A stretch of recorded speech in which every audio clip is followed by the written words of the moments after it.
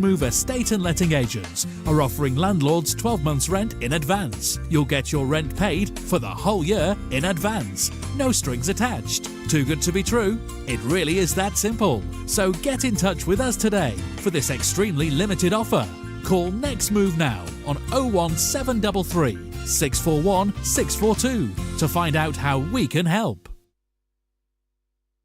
Do you own a restaurant or takeaway?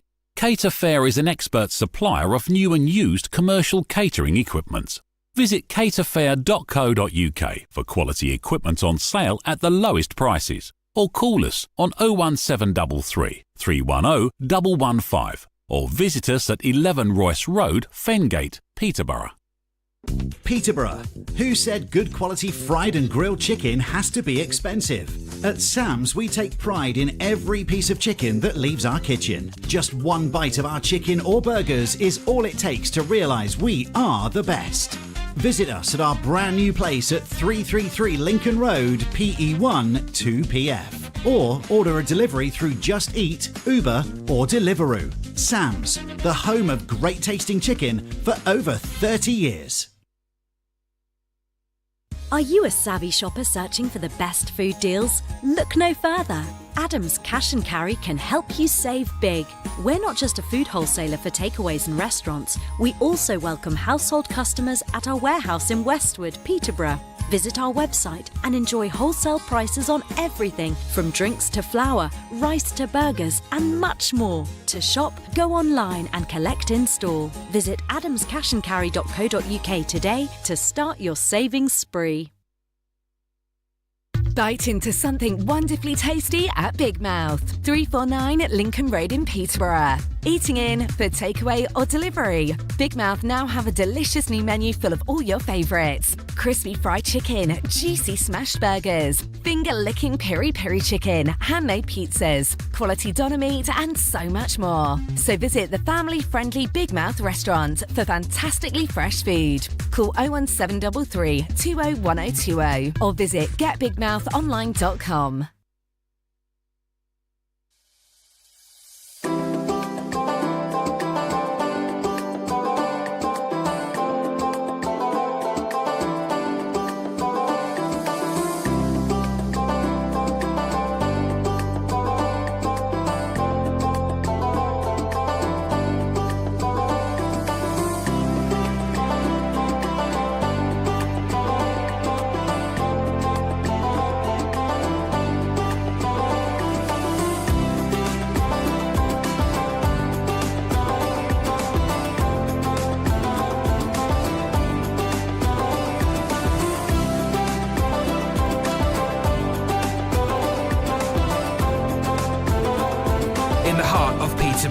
This is Salam Radio. Salam alaikum, good evening, and welcome to Wealth Made Simple. I'm your host, Kieron Bateman. I'm normally here with Shaz Nawaz, but he couldn't make it this week, so you've got me. I'm all by myself. Oh, but anyway, I'm not going to sing. I wouldn't put you all through that. If you'd like to get in touch with the studio, you can call us on 01733 602 133. You can text us on 07411 191 062. Or you can comment on any of the live streams on Facebook, YouTube, Twitter, or Twitch. And so there are many ways to get in touch. I was about to throw something over to Shaz there, but obviously not hit. Habit forming. I'm so used to him being opposite me on this show. Anyway, he will be back next week, I assure you. I promise you. I hope so.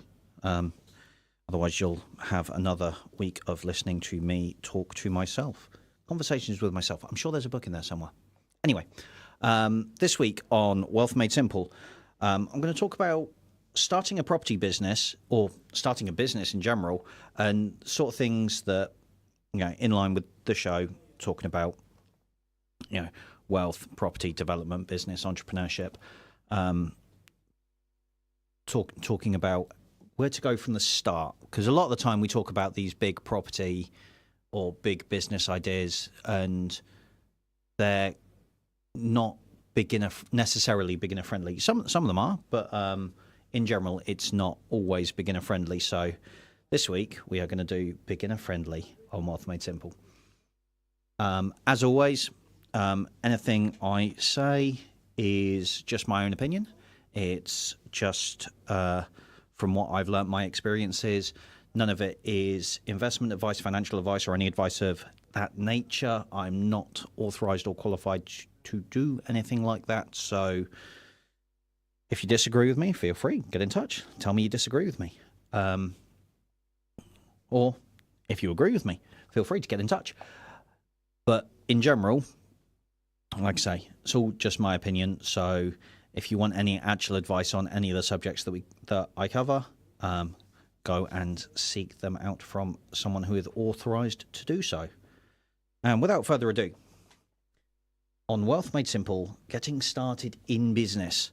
A lot of people have a lot of good business ideas, and throughout their life they'll have a couple of good business ideas, but they won't necessarily put them into practice. They won't put them into play.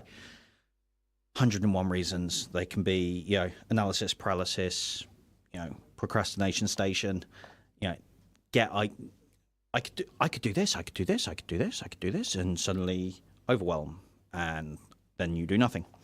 And other people go, "Oh, that's a really good business. That would be a really good idea.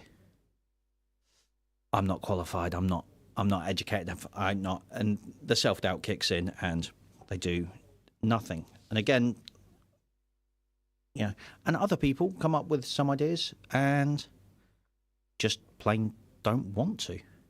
Getting into business and starting a business, being an entrepreneur, is a lot of work. It's not. Everyone likes to think that and reference the overnight successes, and I say overnight successes in inverted commas, because no one is an overnight success. They're all 20-year successes, 30-year successes, or even longer. People don't just become successful overnight, short of doing something like winning the lottery. If you play the lottery, I don't. I'm not going to say what I was going to say. But I do not play the lottery, but I know a lot of people that do, and their chances of winning are very, very low. But if they win, they'll be considered an overnight success.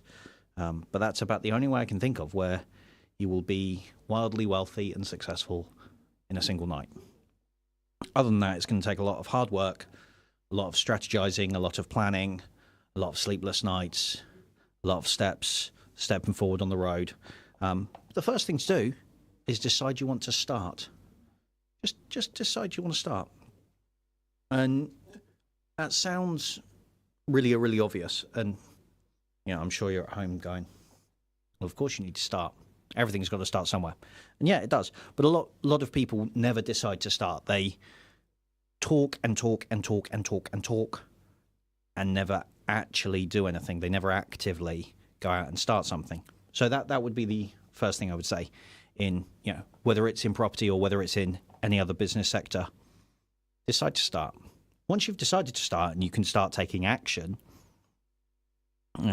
define your goals, define what strategies you're looking to utilize, before diving in, clarify what goals and what objectives you have. What do you want to achieve out of this?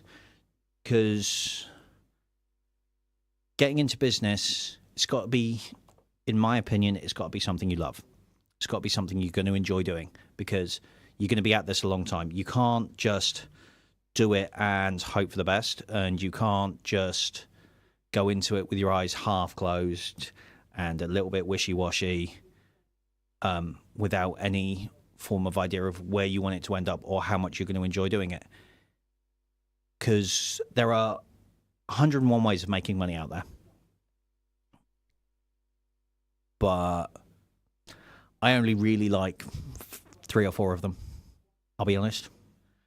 And some of the things that I study, I look into, I learn, are not necessarily about making money. They're great for my soul, they're great for my learning, they're great for my education, but I have no interest in monetizing them.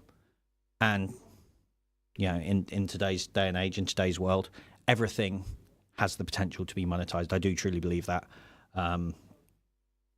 But not everything should be monetized. Not everything that I do, I want to monetize. I like watching, a lot of content on various streaming platforms, and some of that I could use those learnings to monetize something, and I'd rather just do that as a hobby, and that's a choice. But it's a educated, informed choice. It's an informed decision. I know that I could monetize whatever it is that I'm learning, that I'm watching, that I'm taking information from, and put it to use somewhere else, or involve it in something else, or collaborate with. But I'm choosing not to. So that is a choice. Because I've got my clearly defined goals and strategies about where I want my life to lead, how I want to do it, how I want to structure it. So that's what I mean by define your goals and your strategy. Something that aligns with you as a person, that you can wake up and go to day in, day out.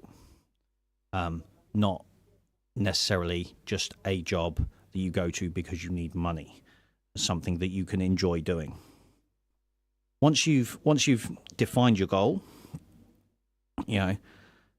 define what strategy you're going to use to get there. So depending on which business you go into, it will depend on which strategy you choose. If you're going into property, then, and I'm sure this is true of other businesses, but since I'm not as well versed in other businesses, I'm going to talk about property. If I decide that I'm going to go into property, that is my strategy. Okay, now let's dive one level deeper. Which property strategy am I now going to use? Because obviously you've got buy-to-lets, buy-to-rent, rent-to-rent, deal sourcing, commercial conversions, lease option agreement. There are a lot of different property investment, property business strategies that have the potential to be implemented. So, dig deep when you're doing this first thought about what it is and where you want to go. Because the deeper you do this first initial bit, the more refined you get, the more niche you get, the easier it is to follow that path, because you lose all the other noise around you. So once you've made that decision, you've just defined your goals, defined what your life wants to look like. It's almost like starting at the end before you get to the beginning. I know, I'm aware of how that sounded, but it's true.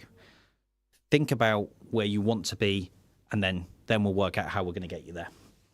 And now you've got your goals, you've got your strategy, you know which sector you want to be in, you know which strategy you want to be utilizing, and then conduct research on that. Do your research, do your due diligence. We say this all the time, but understand the local market that you are getting into, understanding where it is from you. Are you entering a global market? Are you entering a niche market that's very local and situational? Are you entering a market that is more yearly based? In Peterborough, there's a Christmas shop that pops up around Christmas. Shocking, I know, but that's a very niche time of year.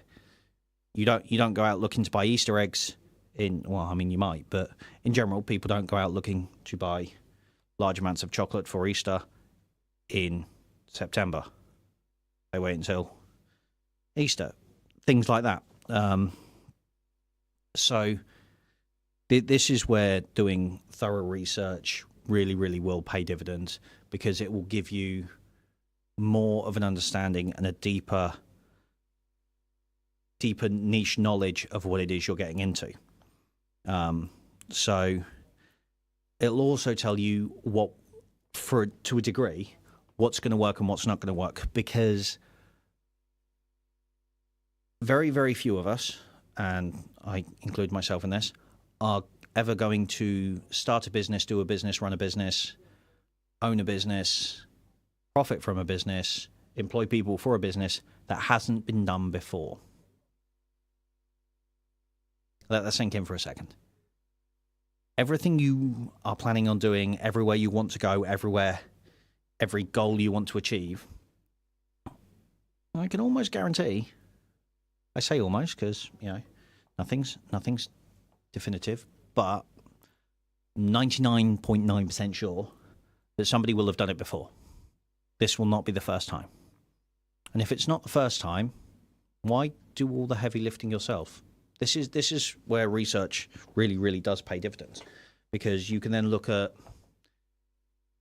I was going to say company X, but I guess that's Twitter now, so we won't use that as an example. But company A, B, C, D, E, whichever other letter of the alphabet you want to use, generic company number 1204. If you look at that company, see what they're doing, see what their marketing is, see what their sites like Glassdoor, see what they're like to work for, see what their website's like, what their email chain's like. Yeah, sign up to their newsletter, see what comes through. That will give you a good indication. Go on Company's House, etc., things like that.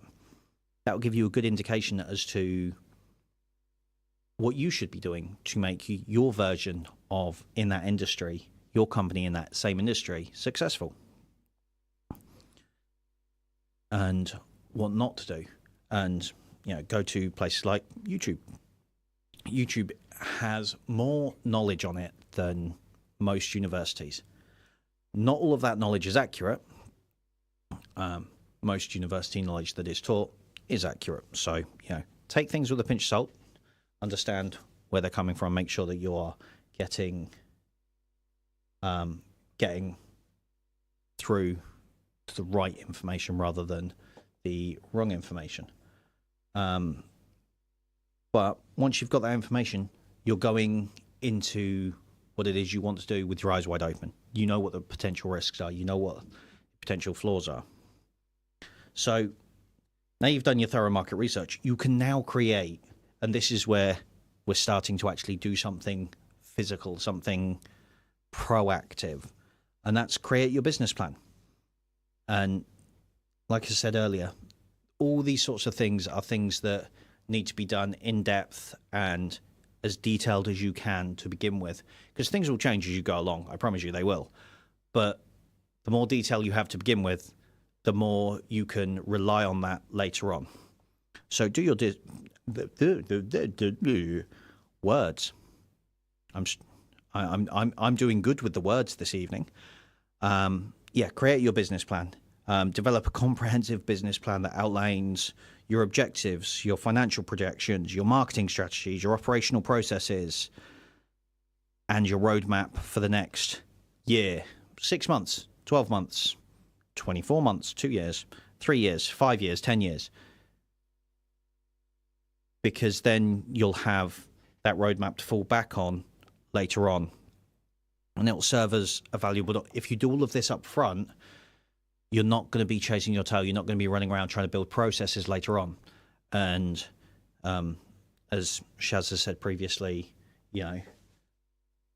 the process of building processes into your businesses is a lot easier if you start with them. And processes are so important because then your business is process-driven rather than person-driven, which makes exiting it. We did a whole episode on exit planning. Makes exiting a lot easier because without you, your business is still something. There is still something to sell. There's, the processes and the way you conduct business, the way you operate, all of that can be systematized and processized, and so it's therefore sellable. So now you've got your business plan done. Hi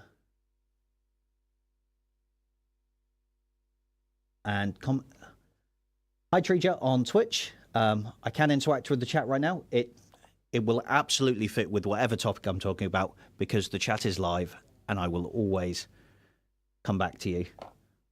Thank you for getting in touch. It's good to know that I've got at least one listener. Thank you very much. But yeah, going back to starting the business, once you've created your business plan, you now know your financials. Key point here, you know how much you need to get started. You know how much you need to continue. You know how much the upfront costs are. You know what the costs are going to be to develop further. Because you've got that now 6-month plan, 1 year plan, 3, so on.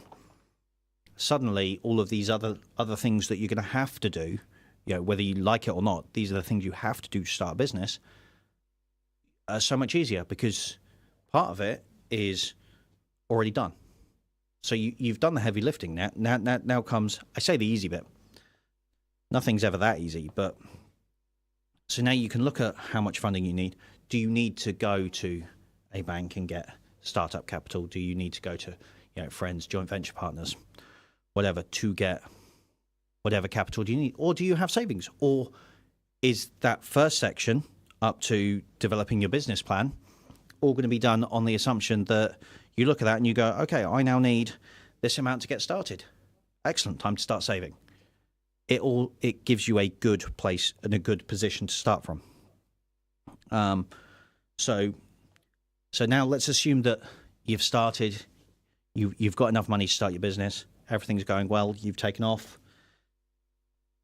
Now's the time to, when you're looking at all of these sorts of things, start building a reliable team around you. The people that have a similar vision to you, people that you think you can work with, think people that are going to be on your team, that are going to be part of your team, that are going to be associated with your business, with your company, things like that. Selecting people with the right competencies, people who are good at the things you're not so good at, because be self-critical, be self-analytical. You're not good at everything. I mean, you might be. I might be judging you harshly. If I am, I'm sorry. If you're good at everything, I take it all back. There are those people out there. But I've yet to meet someone who is really, really good at absolutely everything. That's just my experience. I know I'm not good at everything. But the things I am good at, I am very good at. At least I like to think so. I'm probably not as good as I think I am, but hey-ho. Absolutely. Starting a business is way better when you have the people around that can help you. They motivate you and keep you going. Absolutely true. So true. And that's the other thing. Going solo is hard work. It's far easier to get up in the morning and go somewhere knowing that you've got to go somewhere to be with someone to do that thing, rather than to go somewhere and push yourself alone and then do it alone. Alone's not fun. Alone is never fun. I mean, if that's the way you want to do it, again, not judging, but it's far easier having the right people around you, having the people that can do the things you don't want to do. I'm not very good with. I'm not an accountant. I'm not good with accountancy style spreadsheets. That's not my forte. Shaz, on the other hand, well, that's his bread and butter. So why would I do that stuff when I have Shaz right next to me in the office? That just why? I don't need to. I've got a good colleague, a good mentor, a good leader next to me who can push me to do my stuff better, who can push me to improve at my stuff and do the stuff that I'm good at better, and leave him to do the stuff that he's good at better. Because, Shaz, for all his great qualities, isn't good at everything.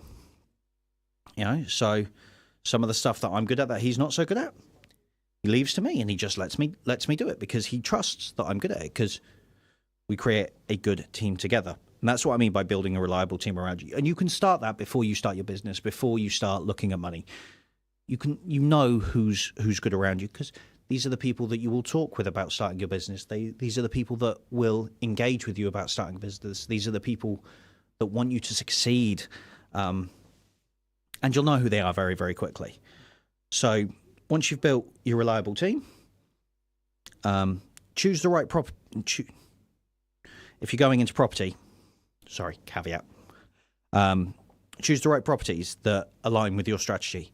So, and that's true if you want to extrapolate that out into business in general. Choose the right things that you need to buy for the business that align with the strategy that you are doing for the business.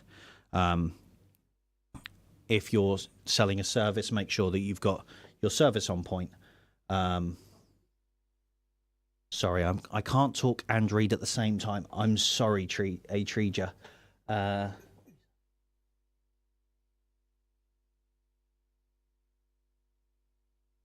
No, you're absolutely right. There is no such thing as being perfect at something. I'm always striving to improve at everything that I do. Sometimes I succeed, sometimes I fail. Sometimes I do look back and go, and you thought you were good at that? Wow. Ooh, this is awkward. You said you were good 2 years ago. Got news for you. The world's moved on. You're not as good as you thought you were. But I can be self-critical, so it's fine. But yeah, once you've chosen, if you're selling a service, the right marketing, choose the right strategies to get your product from point A to point B to the customer. And that leads us nicely on to the next stage, which is develop your marketing strategy. In my opinion, most businesses live and die on their marketing. And let me explain that a little bit further, because some people go, no, I've got a really good product. Yeah. But if you've got a really good product and nobody hears about it, have you got a product at all? Because it's not something, because nobody knows it exists. If you saturate the market and all anyone ever sees is your thing, your product, and they get annoyed with you, then they're not going to buy your product on principle, because this guy's everywhere. I want to. So there is a balance between not being known and being known too well. Until you get into the likes of mega corporation size businesses where you are a household name, but you do less marketing. Because you're a household name, you can do less marketing. And then, so decide on your marketing strategy. Are you email marketing? Are you adverts on YouTube? Are you adverts on Google?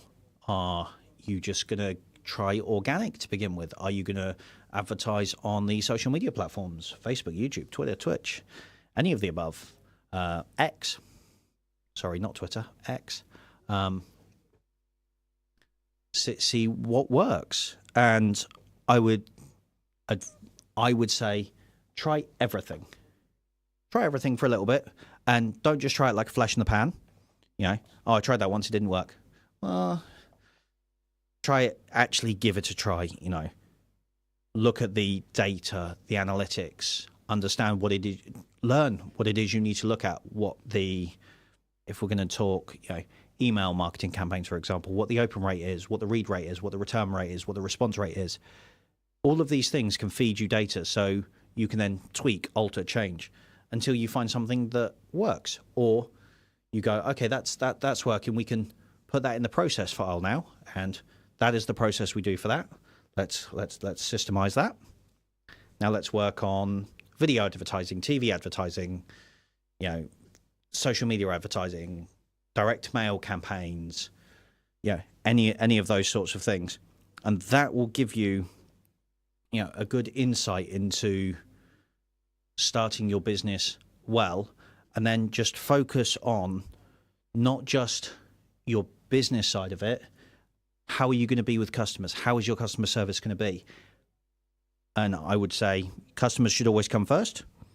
They are the lifeblood, courtesy of the marketing team, and that will bring it all together so that you've got something to work with from the start. It's not going to be easy. It's going to take a long time. But in general, it can be super rewarding, and it can mean that you can go into and do exactly what you want to do for the rest of your life. And that's about all we have time for this half of the show. So I will be back after this short break. And until then, I will see you then. Assalamu alaikum. Stay tuned to Salam Radio after this short ad break.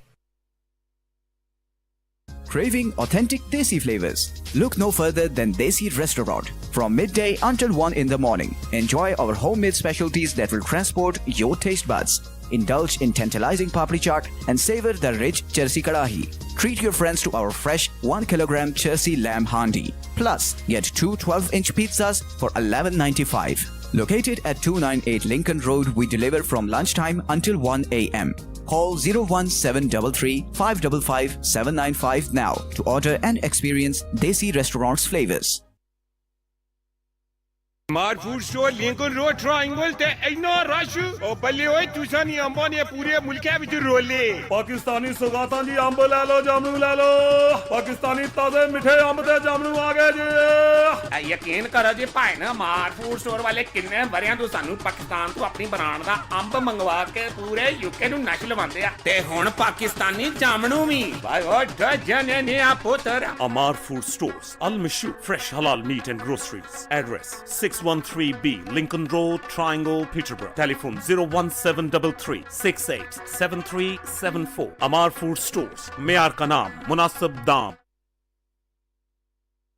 Masterminds Tuition Academy is for your high schoolers, your something to provers, your subject strugglers and keen learners, your brave jumpers and fist pumpers. Affordable personalised learning plans are delivered through our centres in schools across Peterborough. But not to worry, we also provide online and home visits with flexible timings. Whether it is maths, English, science or 11 plus, Masterminds is a must. Find us on all socials and visit our website mastermindstuitionacademy.com or call us on 07516 166 003. Masterminds, master the matrix.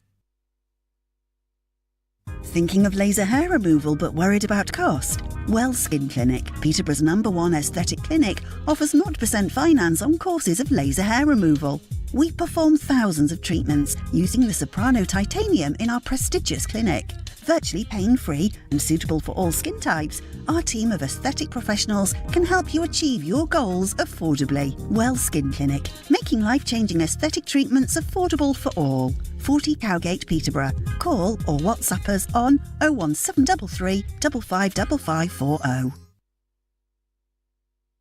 Satisfy your cravings at Ibrahimi Buffet Restaurant. Enjoy a tantalising variety of Chinese, Italian, Pakistani and comfort food favourites from starters to desserts. Kids under 5 dine for free, so bring the whole family to our location at 63 Sycamore Avenue. Open every day from 5pm till 10:30pm. Call us on 01733 313131 or book online to reserve your table. Ibrahimi-restaurant.co.uk. Every bite is a delight at Ibrahimi Buffet Restaurant. At Masters Pharmacy, we put your health and convenience first. We offer free blood pressure checks and blister-packed medication. With our free same-day prescription delivery service, you can have your medication when you need it. We also offer travel vaccinations, including Hajj and Umrah, along with other services to meet all your pharmacy needs. For more information, contact Masters Pharmacy on 01733 567 208 or visit us at 303 Lincoln Road, PE1 2PH. You could be driving, you might be cooking, you could even be working. But whatever you're doing, you're also listening to Salam Radio. And if you're in business, your potential new customers could be listening too. So talk to Peterborough's them and let them know community what you radio have to station. offer. Assalamu alaikum, good evening, and welcome back to the second half of Wealth Made Simple. I'm your host, Kieron Bateman, and I'm here on my own this evening. Shaz has left me for the night. Yeah. So I'm talking to myself. You can, if you don't want me to talk to myself, you can get in touch with the show. You can call us on 01733 602 133. You can text us on 07411 191 062, or you can comment on the live streams on Facebook, YouTube, Twitter, or Twitch. Hey, Triji, you're still here. Excellent. Amazing. Thank you so much for being here. I do appreciate you, and I appreciate everyone who is listening right now. So before the break, we were talking about getting started in business and my opinion on what I think you need to do to begin getting started in business, whether it's in property, whether it's, you know, in any other entrepreneurial venture. And as always, it is just my opinion. I'm not authorized or have any oversight from any governing body. So, you know, it is just my opinion. If you want any advice on any of the things that I cover in these shows, then feel free to contact a professional, and you should. Because they will have much better answers than I have. But hopefully I will give you an idea of the sort of things that you can do, you can find, you can get done. So this week on Wealth Made Simple, the second half, I'm going to talk about something. On Wealth Made Simple, we talk about positive things quite a lot of the time. Occasionally we talk about things that are less than positive, and that's what I'm going to do this week. Something that some companies have to go through. Hopefully you never have to go through this, but making your company bankrupt or bankruptcy in general.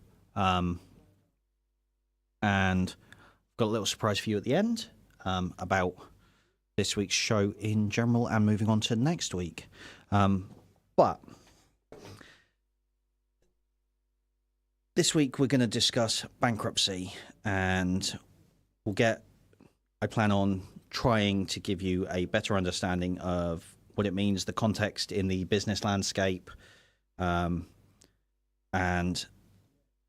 hopefully I won't cross any financial lines that I shouldn't cross. But like I said earlier, I'm not authorized or regulated, so take what I say with a pinch of salt. If you want more information, go see a professional. So bankruptcy is a legal status that you can apply for when you are unable to repay your debts within the UK. It's often seen as the last resort for insolvent entities that cannot meet their financial obligations. I am totally reading notes, by the way, because I can't remember all of this. So in the UK, bankruptcy also applies to individuals, partnerships, and limited companies. Tend to use the word insolvency rather than bankruptcy, but it amounts to the same thing.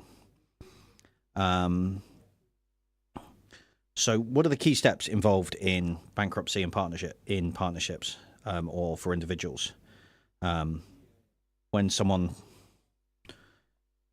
files for bankruptcy, they usually do so as a voluntary course of action rather than as a forced course of action. They submit a petition to the court, which then assesses their financial position, where they sit, how much debt they've got, etc. And if the court deems them insolvent, a trustee is appointed to oversee the bankruptcy process. The trustee's role is to manage the assets of the debtor and distribute them fairly among the creditors. Again, when a company goes into liquidation, this is, a similar process that happens. The insolvency process starts, but it can happen in two ways for a limited company, either through the creditor's voluntary liquidation, where the directors decide to wind up the company, or through compulsory liquidation, which occurs when a creditor or a member of the company initiates this process through a court order. And if you've ever heard of companies going bankrupt and companies going into insolvency, into liquidation, it's no fun for anyone involved at all. I can promise you that. And assessors go in, they value everything within the building, within the company that is sellable, and then the aim is to sell as much as they can to recoup a bit of the financial loss that the creditors have and pay the creditors back. Yes, that when companies do go bankrupt, they just use a different word so that people don't always think of it in the same light, because it's not such a harsh word. Yeah, absolutely right. So bankruptcy does have some significant consequences for those involved. It can impact you in a number of different ways. First and foremost, your assets are sold to repay the debt, so you can't hide behind, and part of this is to stop people hiding behind, oh, I've spent all my money on this, that, and the other. Oh no, I guess I'll take that with me. What a shame. I've got something now that's really expensive that I paid through the company, but now the company's gone. I guess that's now my buy. This is why this process happened. It is the way it is. It stops things like that happening. So You can't just take stuff out of your company and then liquidate and hope that nobody notices. I promise you they will find on the balance sheet where everything is and sell it, so you won't get to keep it.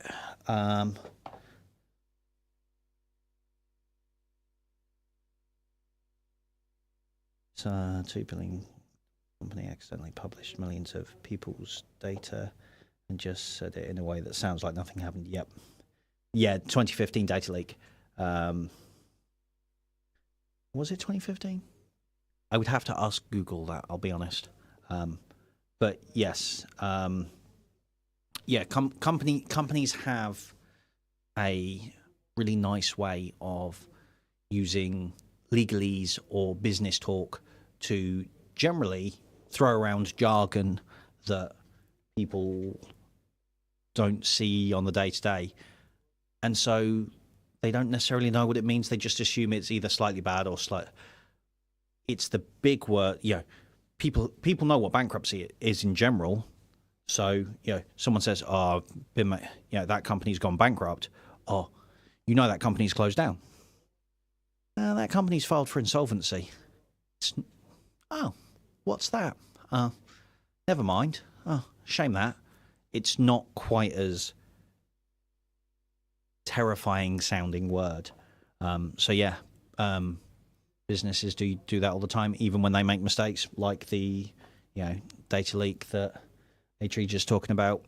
There have been massive data leaks, and where people's personal data gets stolen off of company directories, and they call it a breach or a leak, and people hear a leak and they think of sending a plumber out to fix the leak in the pipe. No one really thinks of it in terms of how much. They generally don't say how much data has been leaked or how many files have been, and that's all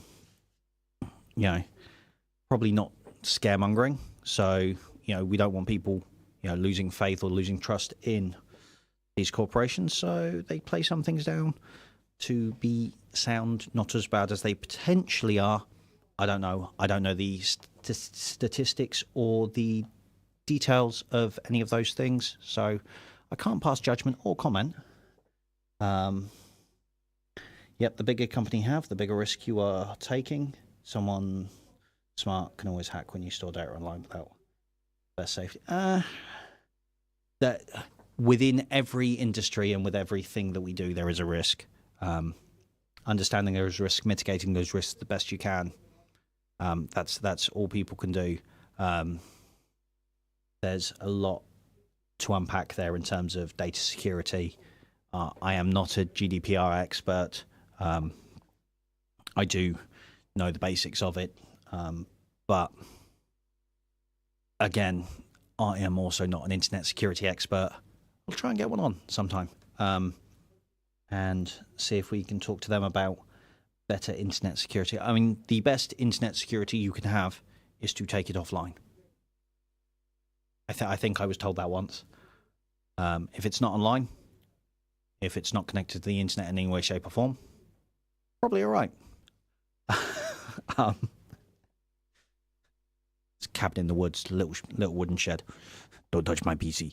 No, don't do that. Don't do that. Yes, always keep yourself protected, obviously, online. But companies will have your data, but they will also have people far smarter than I am keeping it safe, and they will do their due diligence and the best they can do to keep it. And given how many or few data breaches there are, I would say they're doing a pretty all right job. So I'm okay with that. But yeah, that's that little sidetrack about data security there. So what does bankruptcy mean to you as an individual if you ever have to go down that route? And like I say, I don't think it will be fun for anyone, but assets, things that you own will be sold to pay for the creditors.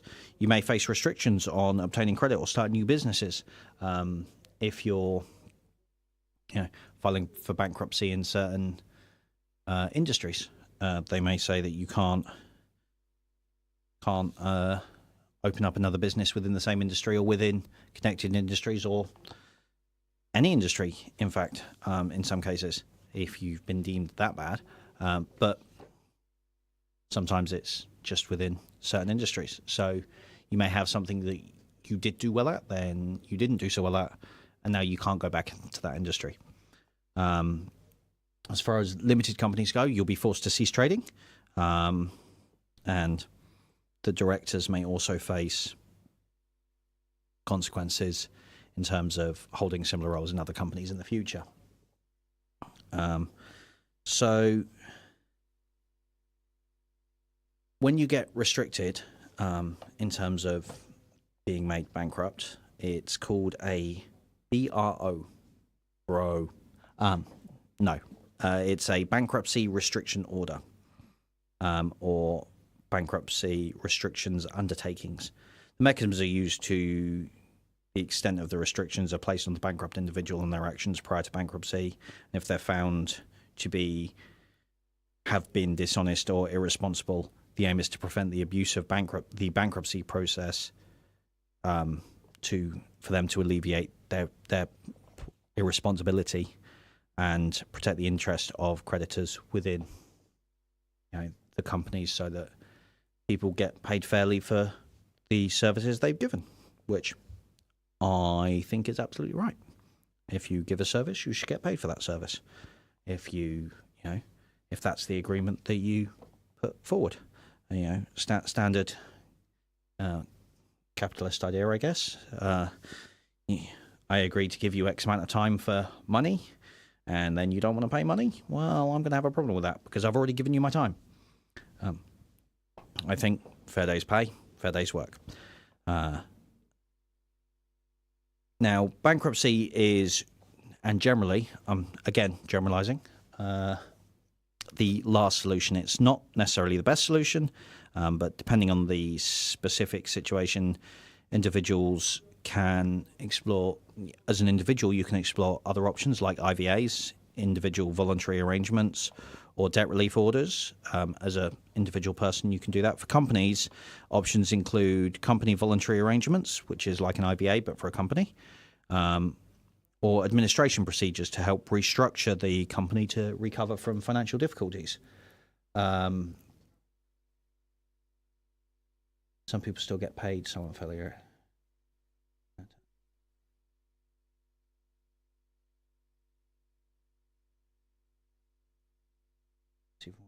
Yeah. A couple of weeks ago, Shaz and I were discussing how just because you work hard doesn't mean you're best paid.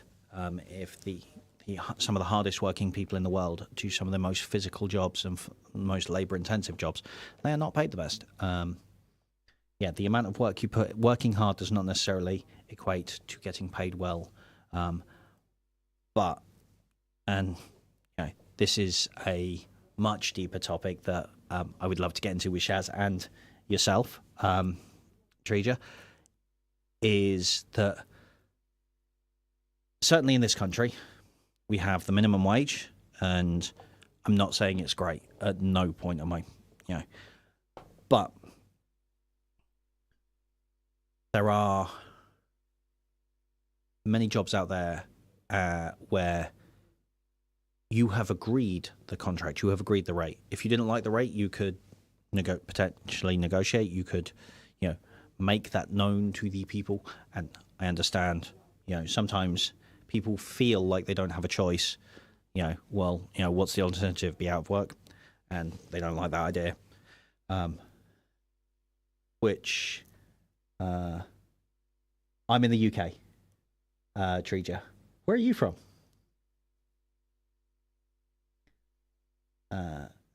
Let me know where you're listening to us from. But yeah, certainly in the UK, we've got, like I say, minimum wage requirements, and yes, you can absolutely get a job that doesn't pay what you want it to pay, but that doesn't stop you from looking for other jobs that pay better. or and this is why this is from Germany. Amazing, fantastic.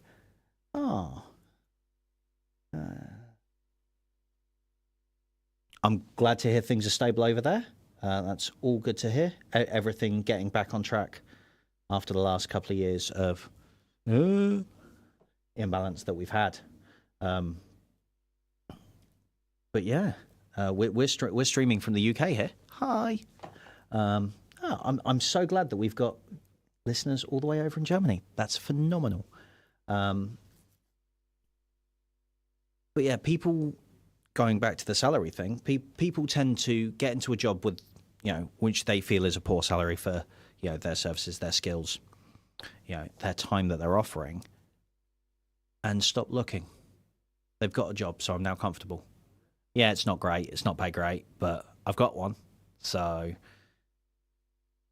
and that's not necessarily the attitude to take, in my opinion. If you've got a job, what's stopping you from looking for a better paid job, from looking for your dream job is being done by somebody else because they applied for it and you didn't. That's a quote from somebody else. It's not my quote. I'm not going to take credit for somebody else's work or words. But yeah, but even if you're not where you want to be, apply for other jobs. There's nothing stopping you from doing that to get to where you want to go. So ultimately, you are getting paid and receiving a wage that you have agreed. You need to take responsibility for that, in my opinion. But going back to bankruptcy, it's not always sometimes people try and use it as an escape clause, as I said. Bankruptcy is a very serious step, and I would say anyone that's looking into this, seek professional advice. I'm not a professional. I don't claim to be a professional. I think I've said that a number of times now. And I would say it's probably important. It's definitely important and essential to explore all available options and understand the implications of each of those options before you make a decision about bankruptcy or IVAs or anything like that. Because remember, seeking help, not a sign of failure. It's a sign of a responsible approach to your financial situation. Basically, just having a job be a benefit, and then use money so you can exchange it. Use like food. Yep. We all. I say we all. Most people exchange their time for money, and then they exchange that money for commodities like food, water, etc. Absolutely. That is the world we live in. Unfortunately, we do not live in a nirvana where we can just go out, pick up what we want, and it all gets. But do we want that? What? And this is moving on a step. And again, I would love to have this discussion with Chaz involved one week, and maybe we will. A moneyless society, cashless and moneyless are two different things. But a moneyless society where people don't have to trade their time for money. What are people going to do? Are we all going to become more artistic? Are we all going to become more creative? Because will the robots do everything? Oh, now there's a thought.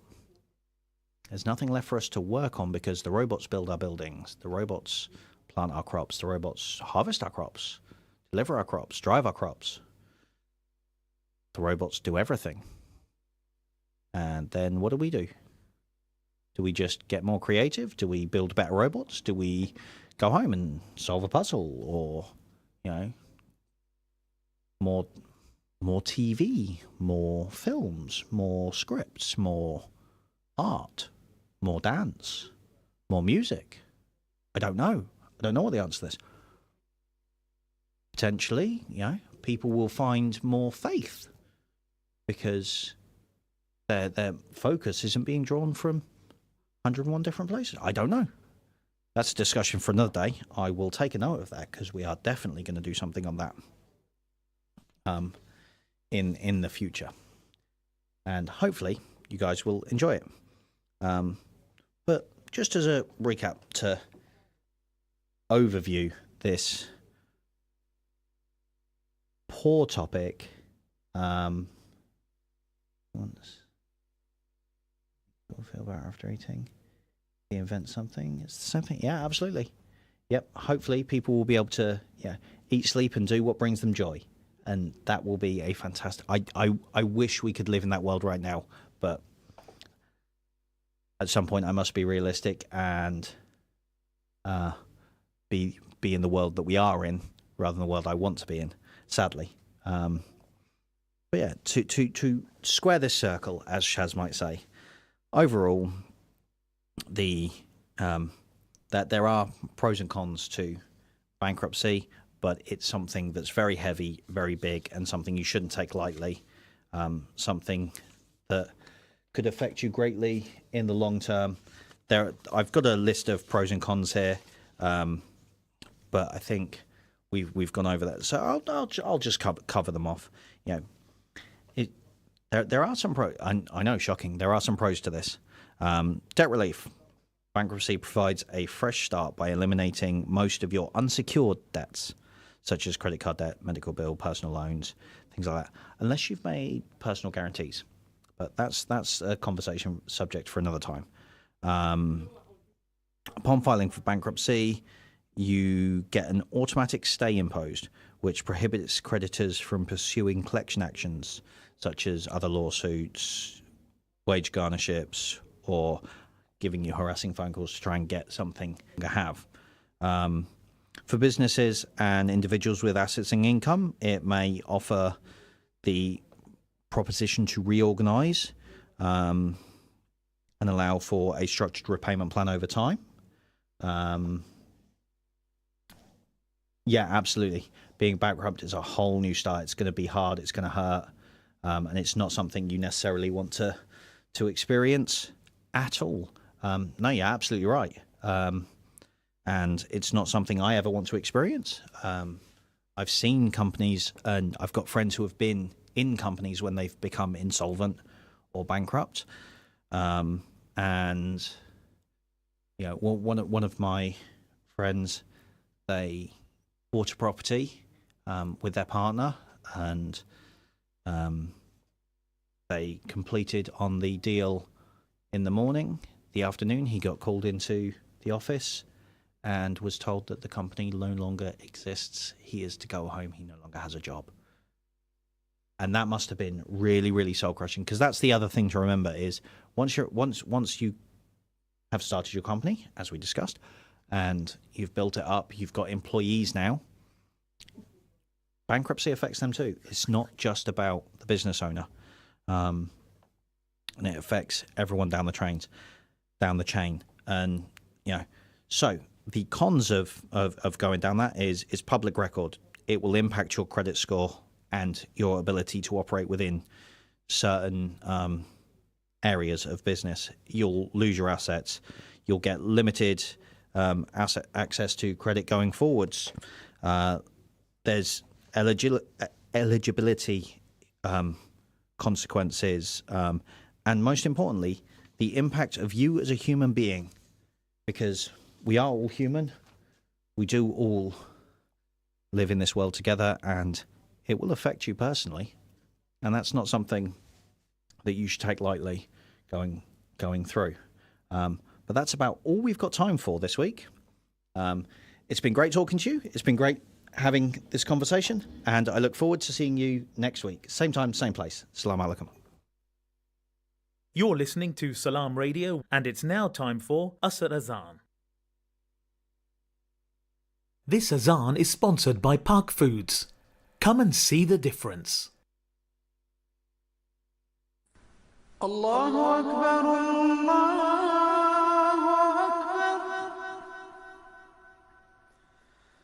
Allah.